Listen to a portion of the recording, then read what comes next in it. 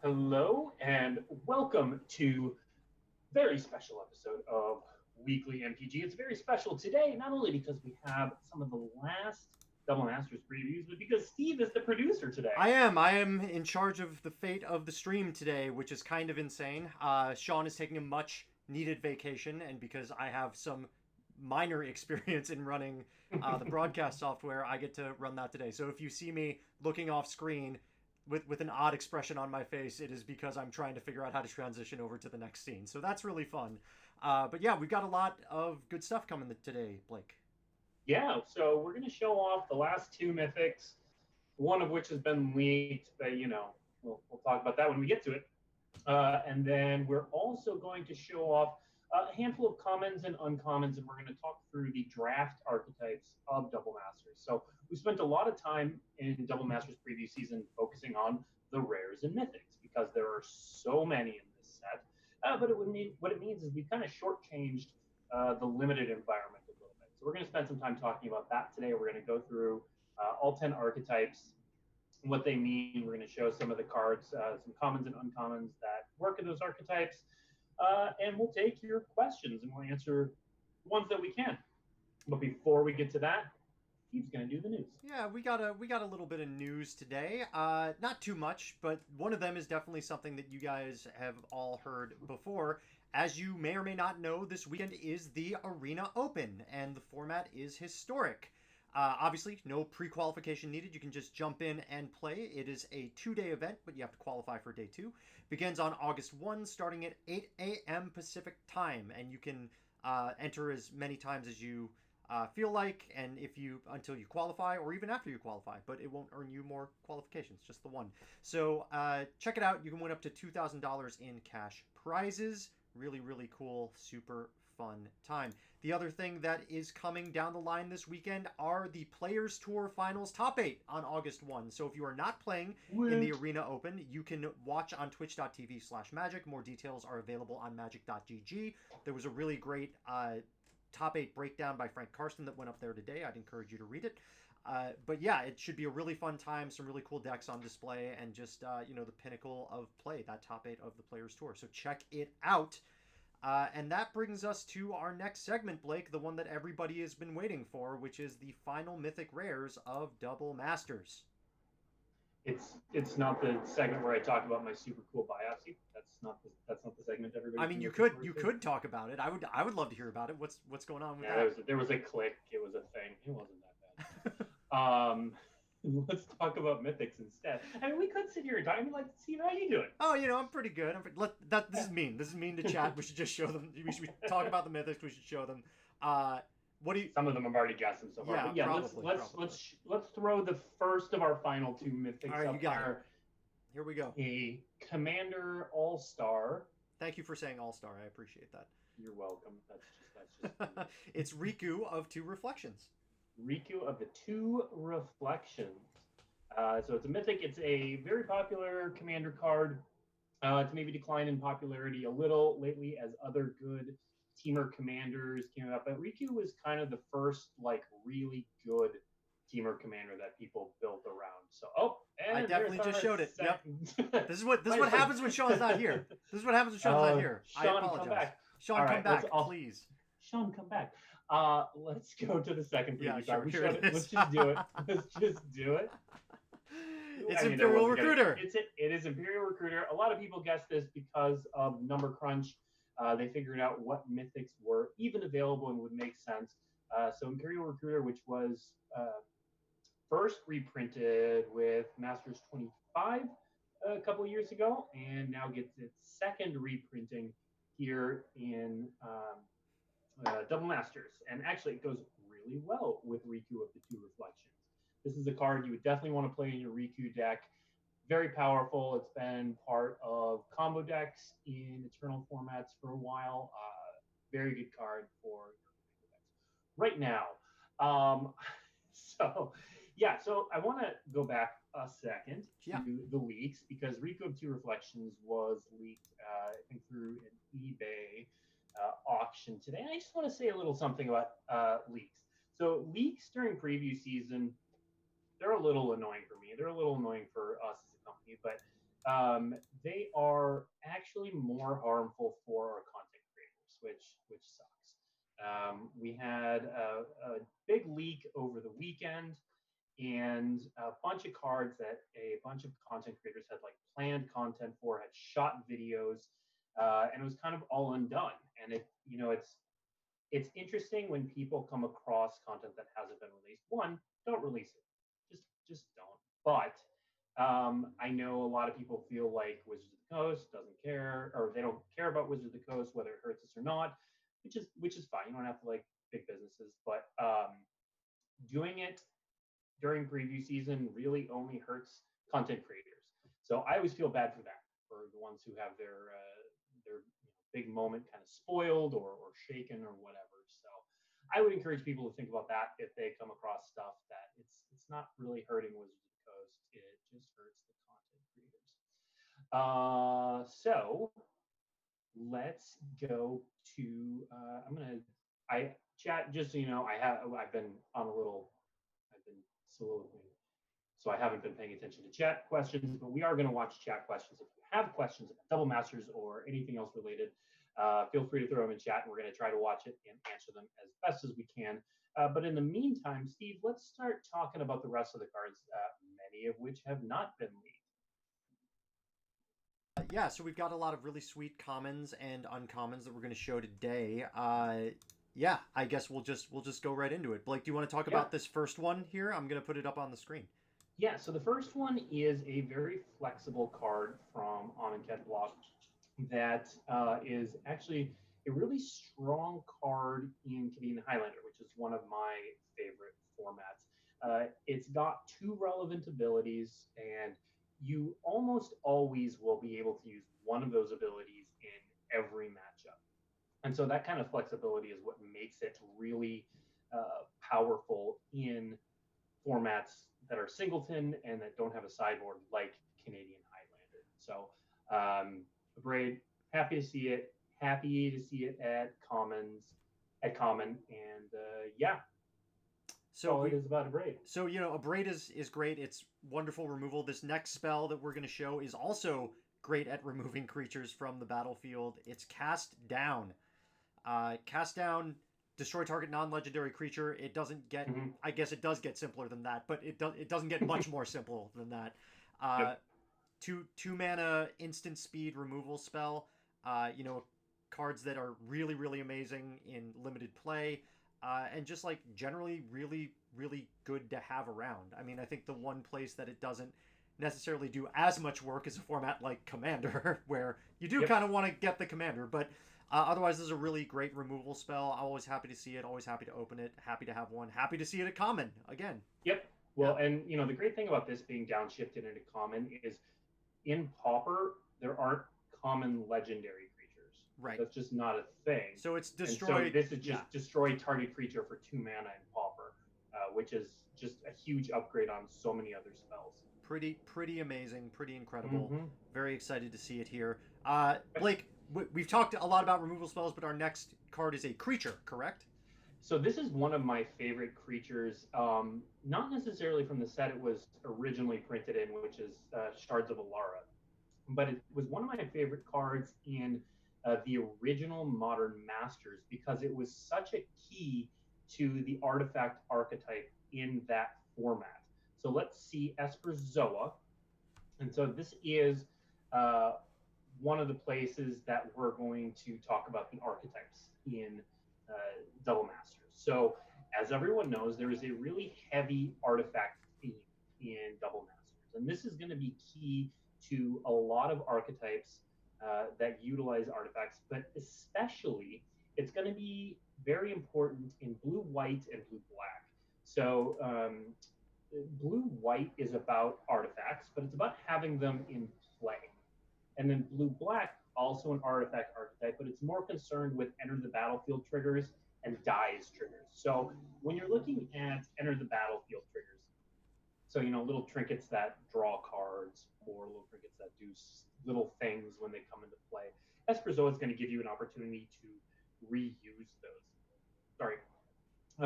And so it's going to be key to those kind of archetypes. Now, one of the things that Brian Hawley, who was one of the the masterminds behind Double Masters let me know is that there are kind of two clusters in this set. There's a blue, black, white cluster that is very focused on artifacts, and then there's a red, green, black cluster that is very concerned with things dying or the morbid ability. So Esperzo is obviously going to be in that blue, white, black kind of Esper cares about artifacts cluster, and it's going to be very powerful in almost any deck that has a good number of artifacts to reuse. And that's kind of true of our next card too, which is in that potentially blue-white artifact cluster, but could just be in the blue cluster, could be in the white cluster. It's Glassdust Hulk, which whenever another artifact enters the battlefield under your control, gets +1/+1 until end of turn and can't be blocked this turn. So there you go. It combos with Esperzoa, and that it bounces your cheap little bauble or your cheap little spell bomb, and just plays it again. Glassdust Hulk pumps up for a little bit and gets in, and the cycling for hybrid white blue is just a nice little piece of cherry on the top of the artifact sundae right there. Yeah, you're always going to play this in your white blue artifact decks, which again are about having artifacts in play. But you'll also play this in some base white or base blue decks that can't actually cast it, just because the cycling ability is so easy and relevant. It's super flexible, and like in Double Masters, it's really hard to like miss and not get your 22nd, 23rd card in your draft. But if you do, this is here to kind of cycle for whatever. Next up, we're going to go to so blue-red traditionally is kind of a spells archetype. It is not a spells-focused archetype in this set. In blue-red in Double Masters is, Brian put it as artifact cheatery. So reanimating or putting artifacts directly into play. Hinder is going to be more, our next card, Hinder, is going to be a card that is more focused on, nabbing an important spell here or there. You're not really going to build a control deck or a deck that is looking to counter and kill a bunch of stuff. But Hinder's also a really important card in Commander, because often putting cards on the bottom of the library are far more important than letting them go to the graveyard. Obviously, it used to be more powerful when you could counter a commander and put the commander on the bottom of the library, but that rule was changed, I want to say a year or two ago. So still a very powerful card in Commander, still widely played, but not the monster that it used to be. I do remember getting hindered every once and again, and it just felt so bad. By the way, to the people in chat that were saying the volume was a little bit low, I did turn it up a bit. Hopefully that helps. Speaking of turning it up a bit, the next card that we have does turn up, I believe, some of your creature's stats, if I'm correct. It is good transition. Invigorate. So Blake, the archetypes for green, there are obviously a bunch of them, but red green, their main thing is like pumping up power and toughness, right? So this would be a really good card for that red green archetype, but generally it's also just a very good combat trick. Yeah, so red green uses a lot of pumps, and then green white is kind of a go wide token strategy, and giving +4/+4 to like a 1/1 token is obviously a pretty big game. This card is also, Infect has fallen off in recent years, both in Modern and in Legacy, but it's still a playable deck, and Invigorate is a key piece of that deck where giving an opponent life just doesn't matter, and where +4/+4 to an infect creature is kind of like giving +8/+8 to a regular creature. So this spell is really powerful in infect strategies, but is also going to be something you want to snap up in draft as well. This next card is a part of that sort of archetype you were saying earlier about the red-blue archetype, right? Mm-hmm. Yeah, absolutely. It's Izzet Charm. Izzet Charm? Is it Charm? It is. Charm? It is Charm. So besides just being a super flexible card, when you get cards like, say, Trash for Treasure, which is a rare in this set, Izzet Charm is one of the cards that can let you put one of your artifacts in the graveyard to get it back with Trash for Treasure or similar spells. So when when we described blue-red artifact as like reanimating stuff, you need spells to get the artifacts in the graveyard, obviously. Excuse me. And Is a Charm is one of the ways to do that. Is It Charm holds a special place in my heart because it was the first FNM promo that I ever got by going undefeated at an FNM. The first one ever. I drafted mono red in Gate Crash. It was very difficult to draft a mono colored deck in that format, so yeah, I was pretty proud of it. The next card is a card that I love. This card. This card's awesome. It's Pongify. Like, destroy target creature. It can't be regenerated. Its controller jet creates a 3/3 green ape creature token. I love that. I think it's hilarious. Card's very good too. Like, it's a very good limited card. In some instances, you can destroy your own 1/1 and make a 3/3, but in most instances, you're removing your opponent's like giant guy and giving them the 3/3 in return. Well, and especially in Commander, where a 3/3 with no abilities basically doesn't matter. Right. Like in Commander, this is essentially blue Swords to Plowshares. It destroys instead of exiles, but it's a 1 mana instant way to be rid of any creature. And so again, another powerful Commander card. To everyone asking about Pauper stuff, so we are going to, after we get off the air for this show, we're going to actually get on the computer, and I'm going to push some buttons, and the full set's going to be live. So if you head to dailymtg.com shortly after this stream is over, we will reveal the full set, and you can check out anything that's in Pauper that was shifted or not, and take a look at it there. But we have more cards. We have more cards. We have a couple more cards to talk about. Ravenous Intruder. Yeah. This is its first reprint. It wasn't printed too long ago. It came about in Kaladesh for the first time. But this is, so again, in draft archetypes, the black-red archetype is about sacrifice. And again, in a format with so many artifacts that are lying around, this is going to play right into that sacrifice archetype where you're sacrificing, again, spell bombs or little baubles that are lying around to make your Ravenous Intruder that much bigger. So if you end up or are looking to go into the red-black sacrifice archetype, Ravenous Intruder is going to be a very important common or uncommon. And of course, the art is just fantastic. It's going after that masterpiece Soul Ring, or the Kaladesh Invention Soul Ring, and Cloud to Devour It, which would be sad. It would be very sad.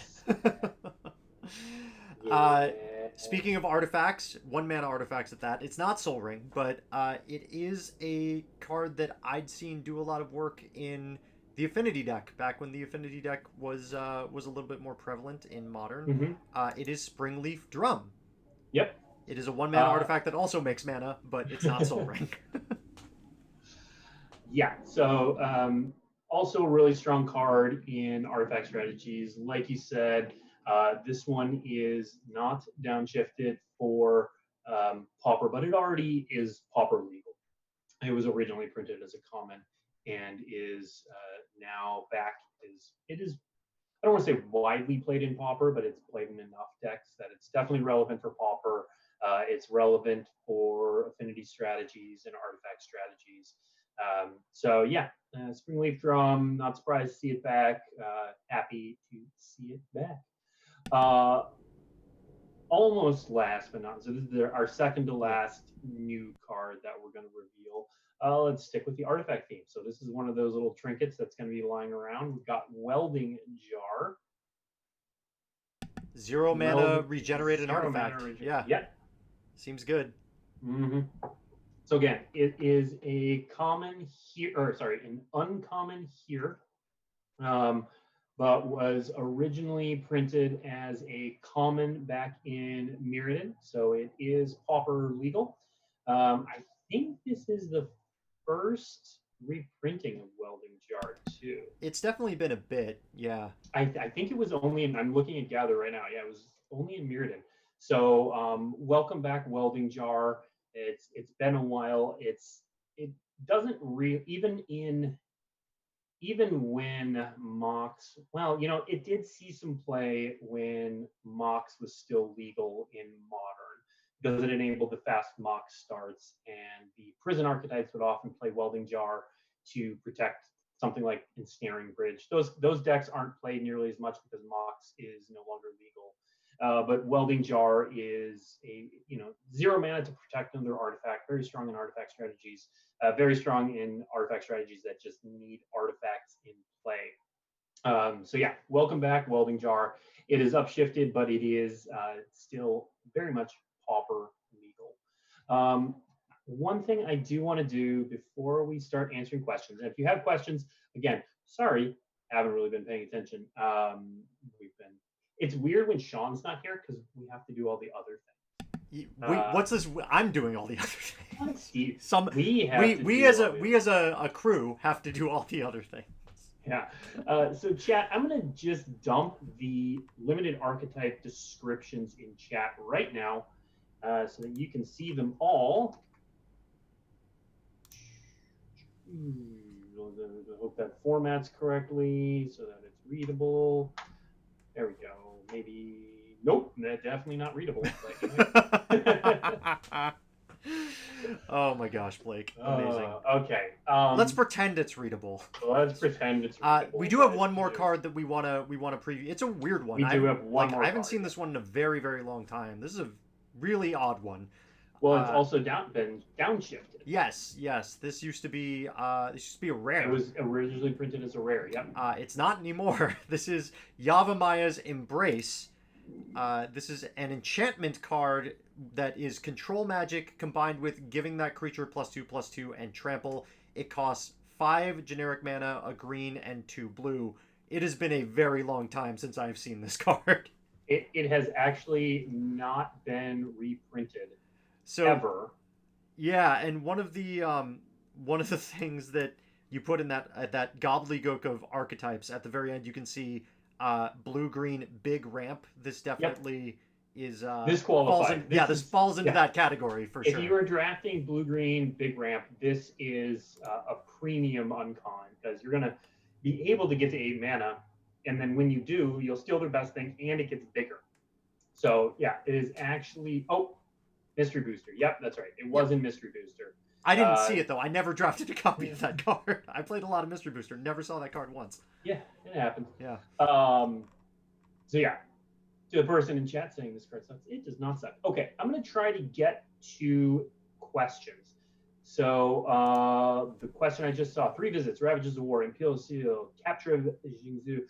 Those are not in this set. I can officially say they are not in this set. When we get off the air, like I said, we will publish all of the Carnage galleries, and those will not be part of it.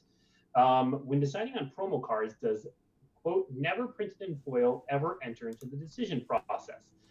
It does. You can actually, Gavin Verhey was asking about not only foil, but promos. Like what cards don't have promo printings, what cards don't have foil printings. And I know for a fact that, for example, the box toppers in this set, some of the consideration that was given to those was if there has ever been a promo version or an alternate art version of those cards. And I know that was a big factor in doing the Urza lands, for example. There's not like super fancy Urza lands out there. And so that was one of the reasons why we did those. So yes, absolutely. When deciding on these cards, never printed in foil definitely enters into the discussion. And then let's see.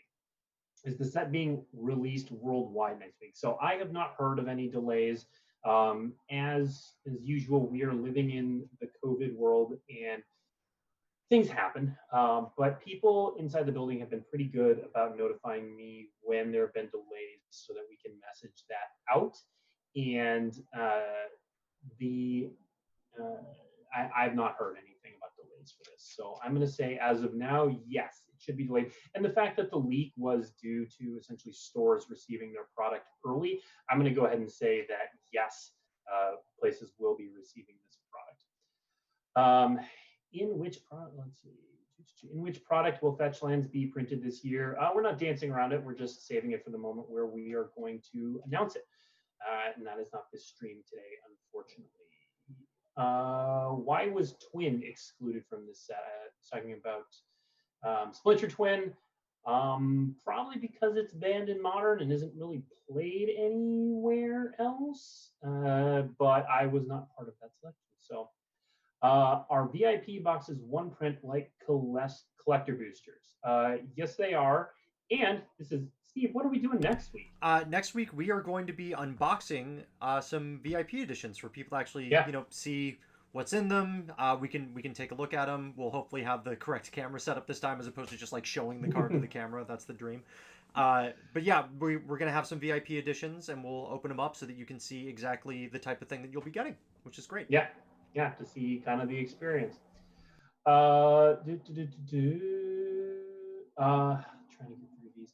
Yeah, so on the draft environment, it's going to be tough to draft right now, just because the world and getting together. Um, I would recommend that if you want to draft this set, do it on Midgo, do it on Magic Online. Events start tomorrow. Like you can draft this set tomorrow. That's one of the reasons that we are pushing the card image gallery live after this, is because the full set's going to be up tomorrow and ready to draft on Magic Online. That's part of the Gen Con online experience. So definitely check that out. You can get more information on mitgo.com or going to pastimes.net or Gen Con Online. Well, and something that we get questions about a fair amount on this stream about Double Masters. Midgo has been able to enable that actual drafting experience for Double Masters, which involves 2 first picks. So you will get the full Double Masters drafting experience, at least in terms of mechanics, even if you can't actually gather right now in a lot of places. So if you want to draft Double Masters, you want to get that full experience, you can, in fact, do that on Magic the Gathering Online. Yeah. Next question. What is the mythic pull rate per pack? So Mike Turian talked about this last week, actually, and then he confirmed to me afterwards. It's actually been lowered a little bit. It's about 1 in 7. In most sets, it's 1 in 8. So yeah, 1 in 7 is about. So mythics are slightly more common in Double Masters than they are in other sets. Can we get another Pauper downshift? Oh boy, I'm just gonna look at. Let's see. Is this in Pauper? I'm just looking at the preview plan right now, and you know what? Let's make the people happy. Give them one more Pauper downshift. I love it. I love it. Crib swap. There you go. Ooh. Crib swap. Previously only printed as an uncommon. It is a common in this set. So there you go. Crib swap. For all you folks in chat asking about Amonkhet Remastered, I would pay very close attention to the state of the game coming next week. Coming next week. Yep. Is Pauper Historic planned for Arena? I don't know. I actually don't know the answer to that. Can we get reset and high tide at some point? I'll talk to some people. Is Triumph in this set? I'm guessing you mean Triumph of the Horde. Triumph. This is kind of cruel. Just I'm looking at the full list here. No, Triumph of the Horde is not in this set. Should really get a quality microphone. So that's probably a combination of producer Sean not being here to balance things, and also I literally dropped my microphone last week. There's a dent. We're getting a new microphone, so that might be part of it. Are fetch lands part of the list from Zendikar set? You will learn more about the list actually, no, we already said no. They're not part of the list from Zendikar set boosters. That we already said publicly. Is Doubling Cube in this set? Pretty sure the answer to that's no, but I'll check. The answer is no. Doubling Cube, not in this set. No fetch lands in the set, despite being a master set. We kind of laid out what was happening with the fetch lands earlier in the year, so I will refer to my earlier comments. When can Europe get Jumpstart? That was an excellent question. So as soon as possible. We know Europe was one of the most affected when it came to Jumpstart. There was a little that got out in the United States, and then places like APAC got it a bit more. And then Europe really had a hard time with Jumpstart, both with the production of it and the shipping. So hopefully soon, but I don't have like a specific date for you. It's just going to, as soon as it is ready, it is going to be shipped out. Why were there so many mystery booster reprints reprinted in slots in Double Masters? I honestly don't know. My guess, and this is purely a guess, and we can ask Gavin Verhey about this, is that these sets were kind of created at the same time, and there was maybe a little bit back and forth, but also they're just both really big sets. Like Double Masters has twice as many rares. Mystery Booster just has, it is the most cards in a single set ever. And so there just was bound to be some kind of overlap. Let's see. Yeah, I answered the microphone thing. It broke. The microphone's fine. We're just having issues this week. Mox Opal was banned in Modern and it was reprinted. Yes, it was. It's useful in a lot of commander decks too. I play it in 2 commander decks, so it's not completely worthless. How do you get promos of Wrath and Cord if there's no in-store play? Great question. So basically, if you purchase boxes from local stores, or they may have other promotions. We've kind of loosened the reins on how they can give out promos. So check with your local game store, but you should be able to get them while supplies last as additional bonuses for buying a box. When will we see Amanatu next? I don't know. I honestly don't know the answer to that. Like, that's not even my, I can't tell you. I honestly don't know the answer to that. What box topper is printed more on the 121 card print sheet? There is no, the rares are twice as common as the ones with the rare symbols, I should say, are twice as common as the mythics, but there's no like extra one that's slightly more common, as far as I know. Can you confirm or deny supply issues with Double Masters draft boxes that are rumored to be facing? I am not aware of any supply issues with Double Masters. And like I said, I've been kept pretty in the loop for any sort of COVID-related supply issues.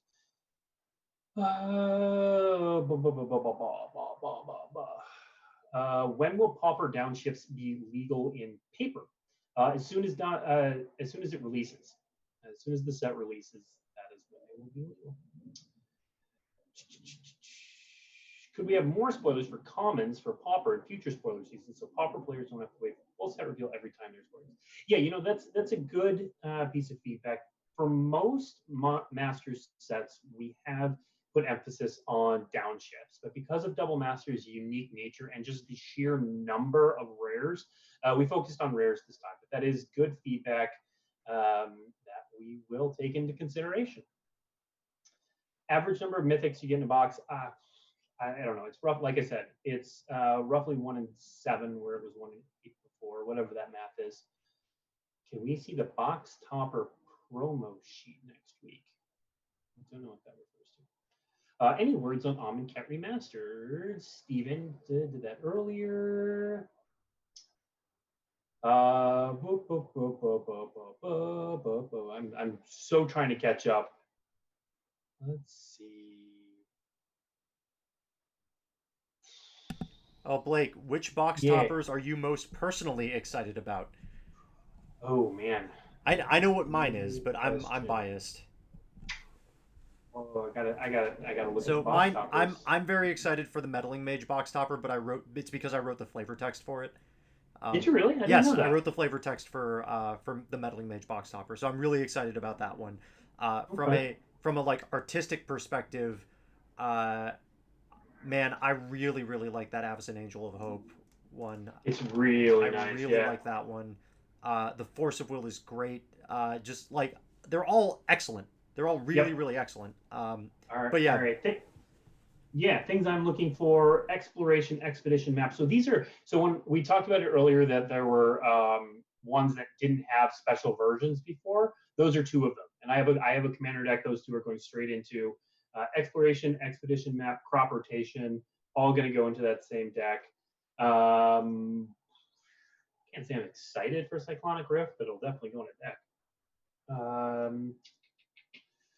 What else? Oh, Academy Runes. I have a foil Academy Runes for my all foil Azami deck, but if I get a foil Academy Runes full art, I will definitely put that in.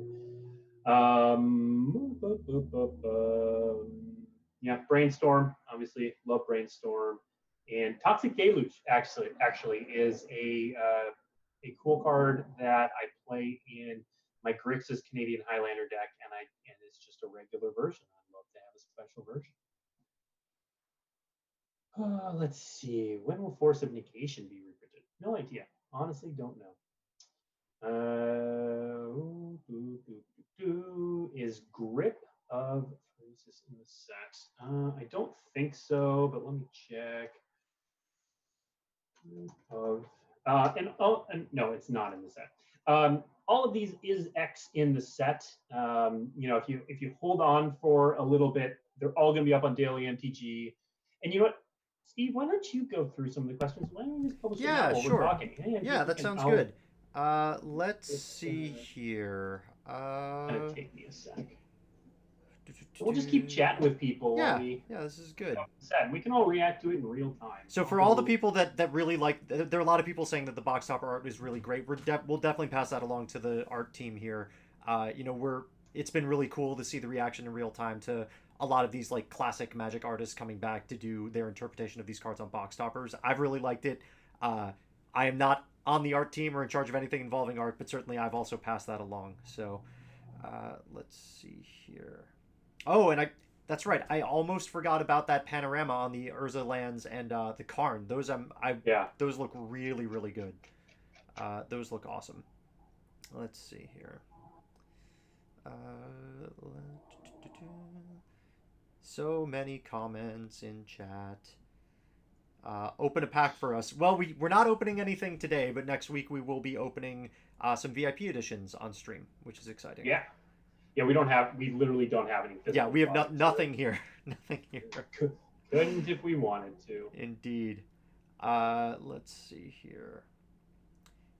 Anything about future sets that are not double masters, we will have more to say about that in the future. So anything you want to know about stuff like Zendikar Rising, that'll be coming soon, TM. But you'll just have to look out for when it is that's going to be. Let's see. Yep. That is accurate. Steve and Blake, do you like the Karn art? Yes, I love the Karn art. I think it's fantastic. Yes, I do. It's wonderful. It's absolutely wonderful. Yep. Let's see here. Do you have a specific date where you will announce future sets outside of this year? Stay tuned. It's a future thing. We'll talk about future things in the future. Future things in the future. Here's a good question. Is the VIP boosters concept going to move forward for other non-master sets? So, so when you're talking about our regular releases that release into standard, my understanding is no. That can always change, but we're going to continue with the collector booster model. So collector boosters will continue. I think VIP boosters were specific to double masters. Now that's not to say if we do another master set, we won't do another VIP edition. I honestly don't know, but I can say it's not like we haven't abandoned collector boosters to move into VIP edition. There will be collector boosters for Zendikar Rising. There will not be a VIP edition. What is Blake's commander deck with exploration, expedition map, and crop rotation? Tatiova. I have a Tatiova lands deck. I have played against it. I'm not going to say it's miserable because that's mean, but I do want to say it. There is that. Yeah. Any deck I have that can reliably keep Glacial Chasm in play, people just don't know what to do. They just stop. I will be it's one of those, I'll be the arch enemy where everyone's trying to kill me because I'm so far ahead for whatever reason. And I'll have Glacial Chasm in play and everyone will just have to shrug because nobody ever does anything. I mean, in fairness, Blake, you are the arch enemy in every commander game I've ever played, even when it is objectively correct to kill me first. Like every single game that I played, it's crazy. Let's see here. Blake, here's a question that's kind of interesting. Why does it seem like the doubling theme in Double Masters is so small in a set that is marketed on that premise? So Double Masters went through an interesting transition. So it was originally back. So 2 years ago, as you all know, we stopped doing master sets for a little bit. And when we did that, we had some master sets in the pipeline that were in various stages of being created. And one of them was an artifact master set. And so when it was decided that we would come back and do another master set, that artifact master set was kind of the closest to completion. And so they sort of picked that up, dusted it off, looked at it, and were like, okay, we can start with this as sort of the skeleton of what we're doing and build from that. And then in the process of also deciding what they wanted to do with this set and how they wanted to top Ultimate Masters, because I mean, as you've heard several people say, how do you top something called Ultimate Masters? Well, you can go more than one, you double it. And so that's where the double concept came from. So the double concept came after sort of the bones of an artifact masters set. And so when those two were put together, what you got was a set that, when we talked about the archetypes of the format, there's a lot of artifact focused archetypes. And that's because a lot of that groundwork was already laid. And then layered on top of that was the double theme. So that kind of explains how that came to be. Hopefully that answers the question. That was a good answer, Blake. Thanks. From my opinion, chat will let you know if they think it's a good answer. Where will we be able to find all the spoilers? On Daily MTG very shortly. It is. Oh, I know what to do. So our website has a cache, and it's spelled CACHE, not CAS, and that cache protects us from some oopsies, but it also makes it so that sometimes when we push publish, it doesn't get published for a little bit. So I am now currently clearing the cache to see if we can force the full card image gallery up on the website for all you good people watching at home. When can we hope to see Imperial Seal, Ravages of War, Capture of Jiangsu? Definitely mispronouncing that. I don't know. Again, that is an honest answer. If that's something that would interest you, I always recommend pinging Gavin Verhey. He's always looking for that kind of feedback. So, oh boy, I'm way behind in yeah, there's a lot of stuff. There's a lot of great questions, and we're just gonna kind of sit here and answer as many of these as we can. For the box toppers, I assume you can get a rare and a mythic. The two slots aren't related to one another. Same for the VIP boosters. Yes, you can get a rare and a mythic. You can get two mythics. You can get two rares. You can get any combination of rares and mythics in those two slots. The full set is live, Blake. You did it. I did it. Yep. Woohoo! Yes, if you had to, I think you might have to cash bust it. So here's a little hint, chat. If you ever go to a Daily MTG article and it's not showing up, and maybe it's showing up for your friends, put a little question mark at the end of the URL, and then you can type any sort of gibberish, and it'll show up through the cache. Don't tell anyone. There's a question about promo versions. So can you get promo versions in regular booster packs? No, and that is the case for both the launch promos that we have that were going to be for launch events, but now can be distributed in different ways, and also for the box toppers. You cannot get either of those in regular Double Masters draft booster packs. Mm-hmm. Yep. What caused the severe misprints in some packs of Jumpstart, and what steps are being taken to ensure that doesn't happen in any future match cards? So the Jumpstart misprints definitely have come to our attention. First of all, let me say something about when you see misprint posts online. People who get misprints are prone to post them. People who have perfectly fine product aren't going to post, hey, my Jumpstart pack came out totally normal. So what you're going to see every time a set or a product is released is a bunch of, I got these misprints. That doesn't necessarily mean that it's above or below the normal number of misprints. Now for Jumpstart, we are aware that there were certainly some weird ones. And so we passed, our quality control team is on top of that and looking into it. So I don't know if Jumpstart had more or less than normal.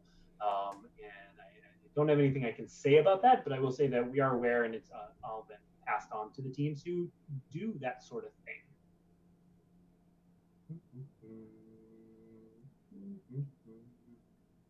What else we got? Any other? I mean, there's tons of questions. I'm Yeah, still there are a catching lot. up. Still, I'm still like scrolling through and trying to I know. figure out what's where and separate the comments from the questions. These are great, by the way. Everybody's Yeah, asking yeah. really good questions. Why did Brea not get a box topper? Yeah, Blake, why did Brea not get a box topper? It's clearly your fault. Your fault, Blake. You previewed it. It's a genuine question. I honestly don't know the answer to that. Yeah. Is the No, I'm saying that because I'm mad that Brea didn't get a box topper either. I love Brea. Brea is one of my favorite commanders. Brea is one of my, like I said, that's why I previewed it. It's one of my commander decks too. I don't know why Brea in particular didn't get one, but I know that when they were looking at the box toppers again, they were trying to, they were focusing a lot on ones that didn't have previous promo versions. So that's where Brea would qualify. Cards that were usable in a wide variety of formats, but a lot of emphasis was given to Commander and Modern. Obviously, Brea fits into the Commander side of things, not the Modern thing. And so my guess is that it was just the number crunch, and that they only wanted to do, they had a list probably, 80 cards long, or 40 cards long at least. Certainly 40 cards long for all the mythics, and just kind of chopped down from there. So any specific reason, I don't know, but I know that a lot of favorites didn't quite get them. But you know what? Maybe next time.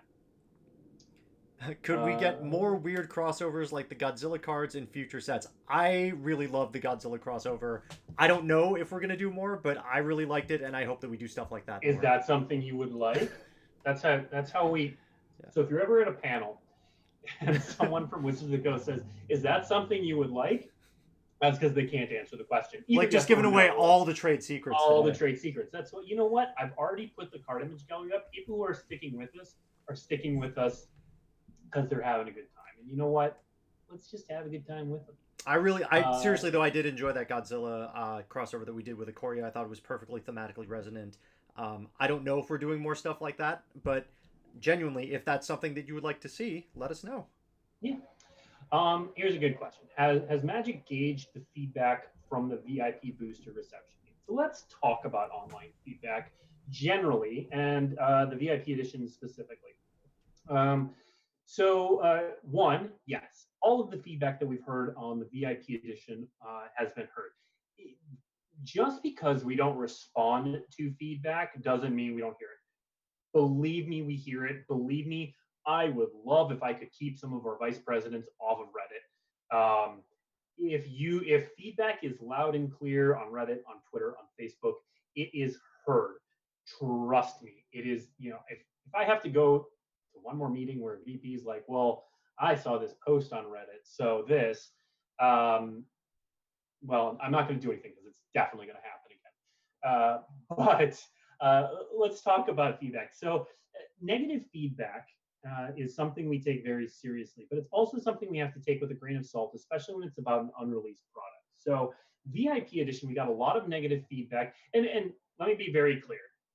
I am not discounting the negative feedback that we've received on VIP edition. Some of it is good and accurate, and what it does is it represents people's feelings. But we have to take some of it with a grain of salt, because we got a lot of that feedback on VIP edition before this set was previewed. So it's hard to say if a $100 VIP edition product is quote unquote worth it until you know the contents.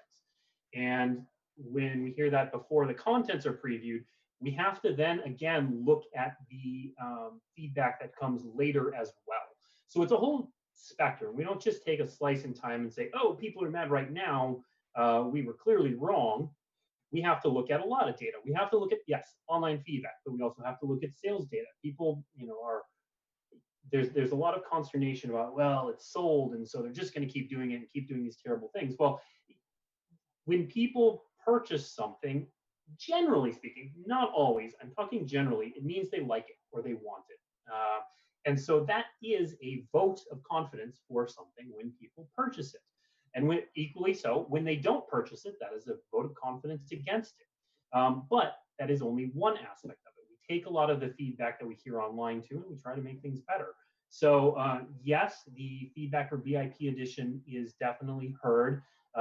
No, it's not the only component as to what these types of products in the future may or may not look like. Thus ends my VIP edition. And so endeth Blake's VIP edition monologue. Somebody asked where's Fibblethip, and then somebody immediately took my answer, which is behind me on the shelf. Yep. Yeah. Fibblethip is totally lost. That is where Fibblethip is. Let's see here. This is for the person that keeps asking, is it possible to pull 2 mythics in one pack? Yes, it is. One pack of double masters, yes. Other packs, sometimes. It is possible with the foil. But for double masters, yes, it is possible for you to get 2 mythics in your rare and mythic slots. It is also possible to get 2 mythics in your 2 foil slots. So it is possible, theoretically, to get 4 mythics in a single pack. Possible. Yep. It's possible. Possible. Okay. Here's a good comment, playing off my VIP edition monologue. If you had said there are common box toppers in VIP, that would have helped. Absolutely. Yep. 100%. Communications missed that. That was on us. So the mistake came because when we're first of all, these products are getting more and more complicated. They just are. That is a fact. That's now why we're doing articles like collecting Ikoria or introducing the VIP edition, because there's a lot more components to these products than there used to be. So they are complicated. Now, 2, we have all those details. We should be able to get it right. But a lot of the time when we're doing this, we're looking at a spreadsheet that is laying out the product, just what's in the product. And so what we'll see on a spreadsheet is that there are rare and mythic box toppers without necessarily the context that they were up to. Now, that's not to say that we shouldn't have put A and B together and said that.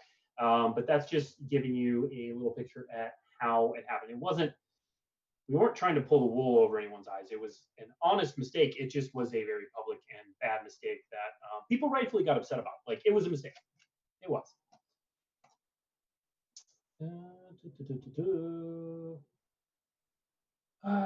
What is the foil rate for each rarity in draft boosters? I don't know. That's another one of those things I would look up on a spreadsheet, but we've only got about 6 minutes left, so we're going to try to.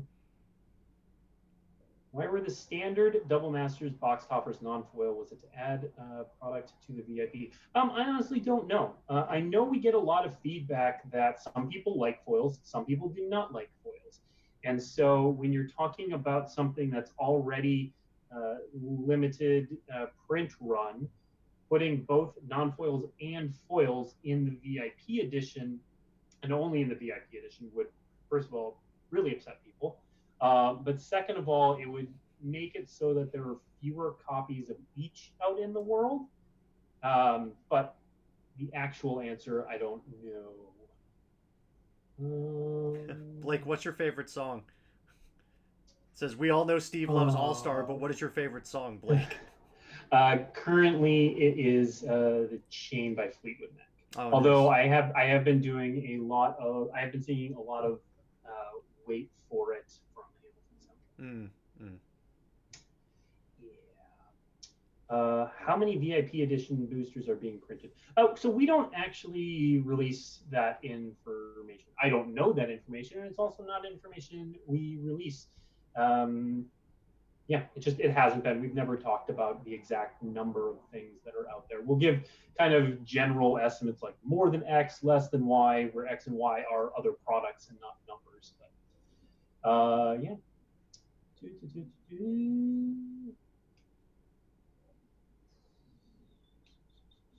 Let me see, and we're about 5 minutes left in the stream. We could cut it early so that people can go look at the card image gallery. Thank you everybody for sticking with us, even though the card image gallery is. Yeah, we appreciate it. There's still like a little under 700 people here, so thanks so much. Is it possible to pull 2 or 3 or 4 of the same rare in a collector booster? So I think it's probably possible to get like a foil and a box topper that are the same. It's not possible to get two foils that are the same or two box toppers that are the same. And honestly, I don't even know about the first one if it's possible. But it's definitely not possible to get two of the same box topper or two of the same foil. Are the full art basic lands in draft boosters? No, they are not. Nope. The full art lands are only available in VIP edition. Yep. Let's see here. Can we expect more narrative attached to standard sets in the future? I feel like Magic the Gathering is a key component that makes it great. Stay tuned. There will be news on that sometime soon. Okay. Will set boosters appear in bundles in the future, such as a set bundle? Maybe. That's another thing we're taking in a lot of feedback on right now. And again, that's a product that hasn't actually come out yet. Like the set booster has not actually come out yet. So we'll be taking feedback beforehand and after it comes out. People asking for, is this thing in Double Masters? I would encourage you to go to dailymtg.com and check out the card image gallery. Steve, do you play on Arena? I do play on Arena. I do. I like Arena a whole lot. I play mostly draft, and sometimes I will queue up in the casual constructed queue, but mostly draft. You can know me by my display name, which is Steve. It's very creative. I have not yet managed to get the Mythic Orange treatment unlocked for me because I'm not technically on the Arena team. But my... Dude, I have Mythic Orange. I can get you Mythic Orange. Oh, cool. Great. We should do that. That's easy. You have to go through training. But yes, I do play with me. I do play Magic the Gathering Arena, mostly draft. My avatar is Dovin Bond, so if you see somebody named Steve with the avatar Dovin Bond, it might be me, maybe not. I'm sure other people have the name Steve that also like Dovin Bond. Okay, last two questions, then we're going to go. Have either of you played Double Masters in paper? Nope. We have not been into the office. We're not going to be in the office anytime soon, so we have not physically seen each other quite a while. It's sad. I miss Blake. That's why I look wistfully at this cup with his face on it when he's not around. Last question I'm going to answer. Why the Ravenous Trap upshift? We have not discussed this already. I don't know the exact answer to it. My sense, again, without getting the exact answer, is that Ravenous Trap is really lame uncommon, and it shows up a lot, and it's basically pointless in draft. And so opening it as it's not going to be drafted for your draft deck. And so it's likely for the draft environment, but I can't say that for sure because I don't actually know. One of the interesting things about Double Masters is that it has a lot of rares and mythics, and they had to pull some of those numbers from other places. So it's also possible they're like, we really want Ravenous Trap in this set. We are out of uncommons. We could not do this rare. Maybe that was, I'm guessing a lot. Maybe it was specifically to create this conversation so that everybody's talking about Ravenous Trap. I don't know. Honestly, don't. But we're coming up on time. 3:30. That is, that is time. We appreciate everyone who's stuck with us and chatted with us. Yeah. Great question this week. Awesome. Really well done. I'm sweating. It's because I made Blake turn off his fan because there was too much background noise. Turn off my fan and shut the door. It's a whole thing. So where will the rest of the cards be found, Steve? They are on Daily MTG now. So if you go to dailymtg.com, you can see the full card image gallery of Double Masters, commons, uncommons, rares, mythic rares, all of that stuff will be on the product image gallery page on dailymtg.com. Additionally, if you want to see us open up some VIP editions, that will be next week's show. Producer Sean will be back, which will be great for us because it means I won't accidentally click on something and reveal Imperial Recruiter like 2 minutes before it was supposed to get revealed. So yeah, thanks everybody for coming, and I guess we'll see you next week. See you next week. Thanks everyone. Bye. Bye.